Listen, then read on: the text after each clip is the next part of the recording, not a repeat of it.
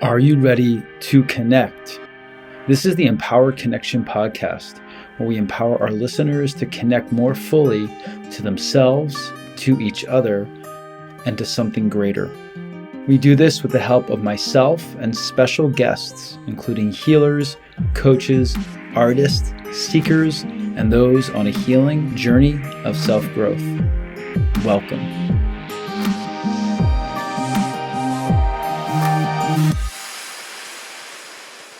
Hello, everyone, and welcome back to the Empowered Connection podcast. My name is Damodar, Cordua, relationship and life coach and yoga wisdom teacher. Thank you so much for giving just a little bit of your time today to listen to our show. Today is going to be an episode about relationships. One of the topics that I'm really most interested in, most excited about, most passionate about, sometimes most not so good at, but it's a journey. And my journey into relationships, into relationship work, into working with couples, into working with individuals, into helping people become more empowered in relationships, definitely came through my own struggles. We can see as someone on a growth path, on someone who's looking for awareness, looking for healing, we can see that our relationships are like mirrors. Our partnership, or even some other relationships, but especially primary partnerships, they can act as a mirror within which we can see a lot of our own shit, frankly. And for many of us, when that mirror is held up, instead of owning our stuff, or instead of even having the capacity or the tools within which to see some of our own stuff, we instead point the finger and blame the other person. It's interesting. And if you listen to my last episode, which is on blame, we go into that at length. But it's sort of like a red herring. Like we get off track because we start to blame the partner, when really a lot of what's happening is some stuff, especially from childhood, especially from some primary experiences in childhood in our developmental years, starts to show up, right, with our primary partner. And I see a lot of people, a lot of clients, and oftentimes the idea is, well, I just had to find someone better or different. Now, granted, there is a difference when we maybe connect with or date or marry or get hitched up with someone who is a different person. We create a whole different synergy that's unique. But oftentimes, the same reflections that the mirror held up are going to come back again. They might come back in a slightly different flavor or variety. So it's my belief that in working through these stuck places or these moments when we're up against a trigger, right? We're up against some reaction to our partner. When we can gain the tools to work through them, we're gaining resource for all of our relationships, if we stay in this partnership or not. So all the learning that you gain, it's never for naught if you stay with the person you're with or if you leave them. So relationships are just beautiful that way. And if you don't work through your stuff, you'll just be bringing it to another situation. It's kind of like when people talk about they're having a hard time in life and they think they need to move somewhere to change the setting because that will solve everything. You ever hear that? I know for me, that was something actually that came up a lot when I was younger because I was a wanderlust type of person. So I've met a lot of other wanderlust type of people. And a lot of those people just kept on thinking, well, if I move to this next place, my issues will be solved. A new surrounding, new people, new setting. Now, there might be some truth to that. Yeah, you move somewhere new and the weather might be different. You know, the people's vibes might be different. Like right now I'm in Arizona and the vibes are a lot different than Philadelphia, where I'm from. Very different. But just because the atmosphere, the vibes are different, it does not mean that your stuff, your internal stuff will then just be solved. You'll just be bringing it to a new setting. And the same is true with relationships.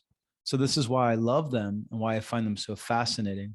If you are in a relational journey and you want to go deeper, check out my new workshop. It's happening at the end of March and early April. And it's for couples in any place or stage in their relationship that just want to level up and go deeper and learn more about communication, learn more about conflict, learn more about deeper connection, and gain tools that they can use now and for the rest of their relationship. And frankly, in all their relationships. So check it out. And at the end of the show, I'll give you a 20% off discount. I'd love to have you part of it. It's going to be such an amazing time.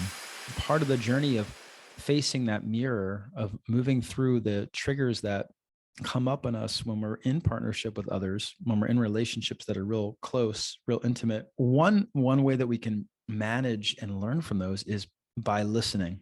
If we take a step back and look at it, all human beings desire to be heard. They desire to be held. They desire to be understood. They desire to be loved. And a lot of us who haven't been heard, who haven't been fully loved, who haven't been seen, who haven't been held, that desire comes out, as I'll say a lot, it comes out sideways. And we create patterns within which to somehow get even a little bit of it. But we're all looking for it. We're all looking for that. So one way to simply and profoundly give that to others is by learning how to listen. By learning how to listen until the other person really feels like you're completely there just for them. It can change the course of your relationship. It could even change the course of one person's life. In fact, a great teacher of mine, this is what he does. When I'm in his presence, when anybody is in his presence, they feel completely, utterly seen and held and heard. And this teacher has, is very well known. He's got so many people who are vying for his time, but he's understood that being present, holding that space can really melt someone's heart and create the deepest connection that we all long for, the longing of the soul. So we, in our own little way, can bring that into our own life by becoming masters, practicing masters. I'm definitely a practicing master, meaning I'm not a master yet. Practicing masters at listening to our loved ones, listening to our loved ones until not we feel like we understand them, but until they feel like they are understood. Your agenda has been put aside, even for a moment, and all of your energy, all of your consciousness and is focused on them. Let's take a moment. You can close your eyes and go inside. Imagine what it would feel like in your body and in your mind if someone just was fully there for you, listening to every word, not reacting or trying to fix or trying to hide from your words or trying to distract from your words, but just there to hear your story, to hear everything about you, to hear all that you're going through, to hear all that you need. For me, when I go to this meditation, it almost makes me want to cry. I feel like this is what I've been longing for forever. And luckily, I get that a lot in my life. I'm very blessed. And I also know that I need it a lot. When I go through this meditation, I can feel how much my heart longs to be just completely loved, completely held, completely understood. So imagine if you could do that for your loved one instead of trying to fix them and instead of trying to distract them from what they're saying, instead of reacting, instead of distancing yourself because you can't, it's too much for you. Instead of all those things, imagine if you in an ongoing way, in a regular way, you practiced postponing your agenda and being completely there, completely present, even for one moment, 1 minute for your loved one. And imagine if your loved one did the same for you, if it became an ongoing practice and exchange between the two of you. This is something that I teach almost all of my clients, especially in relationship coaching. This ability to fully listen to someone so that they feel understood, not when you feel like you understand them, because that might be different. You get it? There could be a big difference there between when you feel like you understand that. Oh yeah, I get you. Yeah, I got that. Versus when they say, yeah, I feel held. I feel understood. And that's a big tip that I'm offering today. You can check out my workshop where we move through some expert listening skills and we're going to train ourselves to get more attuned to them. Or you can just take this home for yourself today, that how can I slow down and get out of my own story? This is hard. I even just saying it, I'm thinking like, I have a hard time doing this. This is probably why I teach it, because it's so difficult for me. Just postpone your own story and be there for someone completely, unconditionally, and not to fix them, not to quote unquote help them, just to hold space for them. And you will notice how powerful that effect has on someone else. And if you're in a romantic relationship, you will start to notice how much connection and intimacy that practice creates. If you feel like you're lacking in that connection or intimacy, if you feel like you're misunderstanding each other in your partnership and you're in a lot of conflict, if you feel like you're in patterns of reacting to your partner or patterns of just assuming how they are, we get in those patterns where being with someone for a while, we start to just assume how they're going to act in scenarios. It's almost like we're rolling our eyes at them because we know what's coming next, that type of thing. Some of you know that. Come on, let's be honest. It happens. And by listening completely, you also start to dissolve, tease out, break apart those really toxic habits of holding our partner to some pattern or putting them in some box, right? Oh, you're always that way. That's a red flag right there. Anytime we use always or never about the actions of our partner, that is a huge red flag. And by listening, we can start to break down those presuppositions that we put into our mind. And we can start to see, wow, my partner, there's more happening here than I realize. There's more behind their actions than I realize. I no longer will I just assume things on the surface superficially, because I'm getting to know so much more. And that makes me excited. That makes me so enticed by the mystery, the ongoing mystery of this beautiful soul in front of me. What corner of that person, what dark little area I haven't explored will I be able to shine some light on with my flashlight next? That's the perspective that we want to take in our relationships. And that's at odds with the perspective of getting bogged down or taking things for granted, or, as I said, putting our partner in some sort of box of how they're always going to behave. So that is my invitation to you. Your empowered connection practice tool is this week. Take the time to practice listening fully to a loved one. And if you're not in a partnership, practice this with someone that you're really intimately involved with. If it's a child, if it's a family member, if it's a close friend, practice what it is like to listen to this person fully until they feel understood. And you can check in with them. You can ask them, am I getting you? Do you feel understood? Is there anything else you'd like to tell me? I'm just here for you right now. I'm just here to listen and to hold space for your heart, and watch what that does to you, right? And giving yourself the space to be completely present for someone. Notice what happens internally to you, right? Just take the time to notice what this process does, and then notice what it does for the other person. Notice how it softens them. Notice how it gives them so much support, so much love, and notice how it clarifies what they are feeling, right?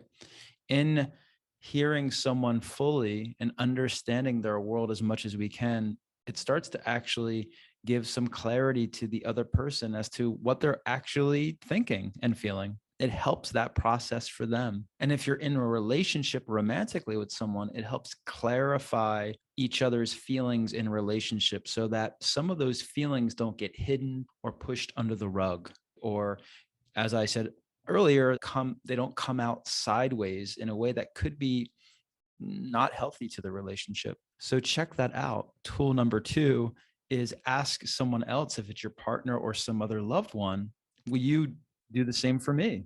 If we do this mutually, right? Can this be a process that we share? And notice how it creates a different, deeper connection and appreciation for this beautiful soul in front of you. Notice how some of your preconceptions, some of the reactionary parts of your mind start to soften. Allow yourself, you gift yourself the time and space to really see that other person so much more fully. I would argue that this is the juice of life. This is what we're here to do on this earth, to witness the fullness of another living being.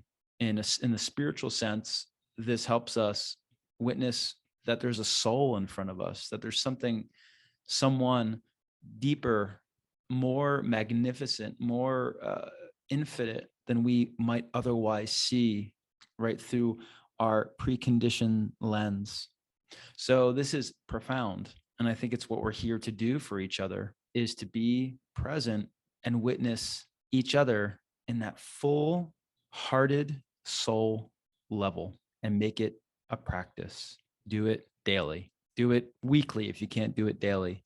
Just for a few moments, reach out to that loved one right now and make a pact to try this out. If you are ready to upgrade your ability to listen to your loved ones, check out my Instagram account at empowerconnection.me. I daily put out lots of great content that will help you in your relational journey. Right now, especially, I'm putting out a lot of great reels and a lot of great writings about how to listen more thoroughly and more expertly. If you really want to dive in deeper, 2 more options. Reach out for your first free coaching session with me.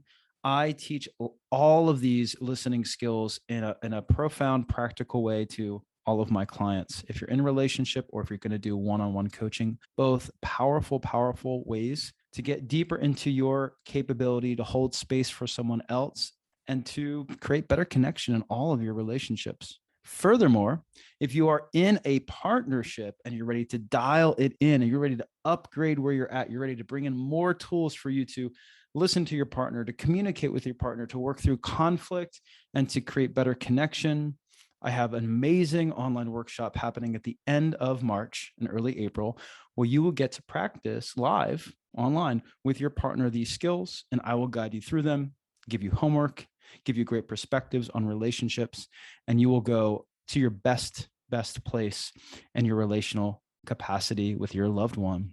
And you will get a 20% discount off this workshop if you use the code Empowered Connection at checkout. Look in the show notes for all this information, and looking forward to seeing you here next time. Hopefully we can all take one step, one moment today to connect better to ourselves, to each other, and to something greater.